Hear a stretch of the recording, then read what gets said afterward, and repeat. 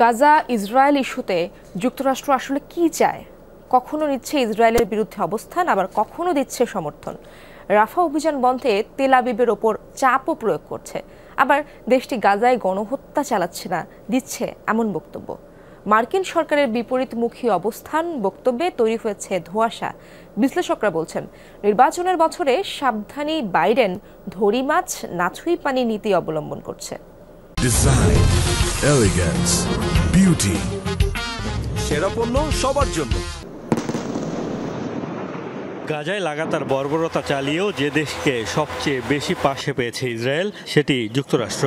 আগ্রাসন শুরুর পর দীর্ঘদিন তেল আবিবকে অকুণ্ঠ সমর্থন দিয়ে গেছে ওয়াশিংটন। নজিরবিহীন ছাত্র আন্দোলন আর ফিলিস্তিনপন্থীদের বিক্ষোভ তো চলছেই। তেল আবিবকে এমন অন্ধ সমর্থন দিয়ে নিজ দলের অনেক আইন প্রণেতার তোপের মুখে পড়েছেন মার্কিন প্রেসিডেন্ট জো বাইডেন। মিত্রদের অনেকেই এখন সরে এসেছে কট্টর ইসরায়েলপন্থী অবস্থান থেকে। পাশাপাশি নেতানিয়াহুও আমলে নিচ্ছেন না ওয়াশিংটনের অনেক অনুরোধ আহ্বান।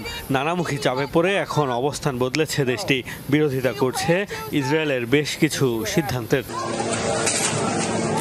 সম্প্রতি ওয়াশিংটন তেল আবিবের বিরোধ প্রকাশ্যে আসলেও ইসরায়েল ইস্যুতে বাইডেন প্রশাসনের বর্তমান নীতি নিয়ে তৈরি হয়েছে ধোঁয়াশা।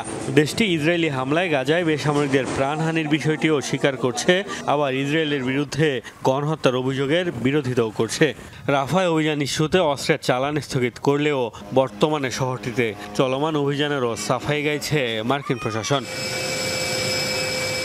ইসরায়েলের কারণে নির্বাচনের বছর গাজা ইস্যুতে বেশ চাপেই পড়েছেন জো বাইডেন। বিশ্লেষকরা বলছেন, একদিকে যেমন পরম মিত্র ইসরায়েলকে সমর্থন যুক্তরাষ্ট্রের অগ্রাধিকার, অন্যদিকে অভ্যন্তরীণ ও আন্তর্জাতিক চাপ সামাল দেওয়াও জরুরি। এ কারণেই কৌশলী ওয়াশিংটন। যুক্তরাষ্ট্রের অস্ত্রের চালান স্থগিত করাটা রাফায় হামলা চালানোর ইসরায়েলি সিদ্ধান্তে খুব বেশি প্রভাব ফেলবে না। গাজা পরিস্থিতি নিয়ে যুক্তরাষ্ট্রের অনেক মানুষ এখন ক্ষুব্ধ। মূলত তাদের সামাল দিতেই অস্ত্রের চালান স্থগিত করা হয়েছে। এটি একটি রাজনৈতিক চাল। মার্কিন আইন অনুযায়ী আন্তর্জাতিক মানবিক আইন লঙ্ঘন করেছে এমন কোনো দেশকে সামরিক সহায়তা দিতে পারবে না দেশটি। এ কারণে সরাসরি ইসরায়েলের বিরুদ্ধে আইন লঙ্ঘনের বিষয়টি স্বীকার করছে না বাইডেন প্রশাসন। এতে ভবিষ্যতে অস্ত্র সরবরাহে আইনিভাবে বিধিনিষেধ আরোপ হতে পারে। ওয়াশিংটনের এমন অস্পষ্ট অবস্থানের ব্যাপক সমালোচনাও হচ্ছে। মোস্তফা মাহমুদ, যমুনা নিউজ।